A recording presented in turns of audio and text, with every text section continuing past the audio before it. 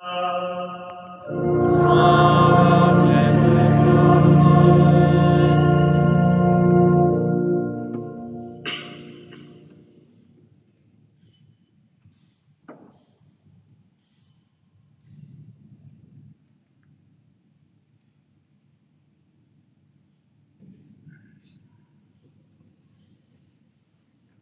sa Ježiš znova preplavil vodou na druhý breh, zišiel sa k nemu veľký zástup a bol pri mori.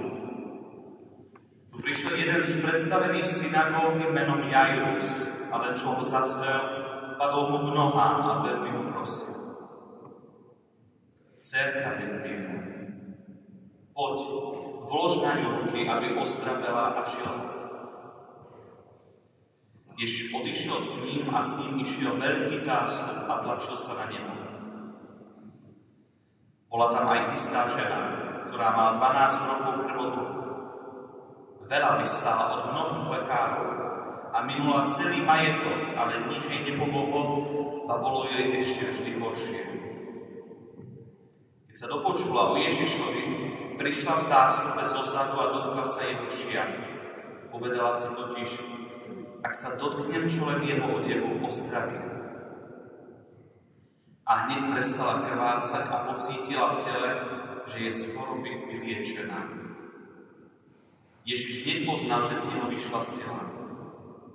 Obrátil sa k zástupu a spýtal sa: kto sa to dotkol mojich šiat?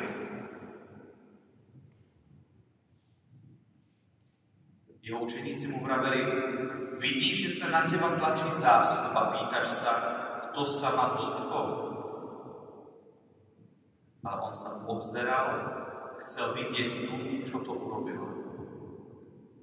Žena, vediac, čo sa s ňou stalo, prišla so strachom a chvením, padla pred neho a povedala mu celú pravdu. A on jej povedal: dcéra, tvoja viera ťa uzdravila. Choď v pokoji a buď uzdravená zo svojej choroby. Kým ešte hovoril, prišli z domu predstaveného synagógy a povedali mu: tvoja dcéra umrela. Na čo ešte umúvaš učiteľa? Ale keď Ježiš počul, čo hovoria, povedal predstavenému synagógy: neboj sa, len ver. A nikomu nedovolil ísť so sebou, iba Petrovi, Jakubovi a Jakubovmu bratovi Jánu. Keď prišli k domu predstaveného synagógy, videl rozruch, plač a veľké pedákanie. Vošiel dnu a povedal im: prečo sa plašíte a nariekate? Dievča neumrelo, ale spí. Oni ho vysmiali. Ale on všetkých vyhnal, vzal so sebou otca a matku, dievčatia a tých, čo boli s ním. Vstúpil tam, kde dievča ležalo a chytil ho za ruku a povedal mu: Talita kum, čo v preklade znamená: dievča, hovorím ti, vstaň. A dievča hneď vstalo a chodilo. Malo totiž 12 rokov.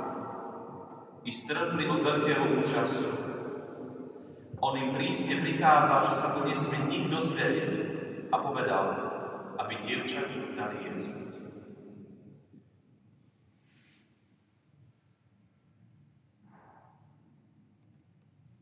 Počuli sme slovo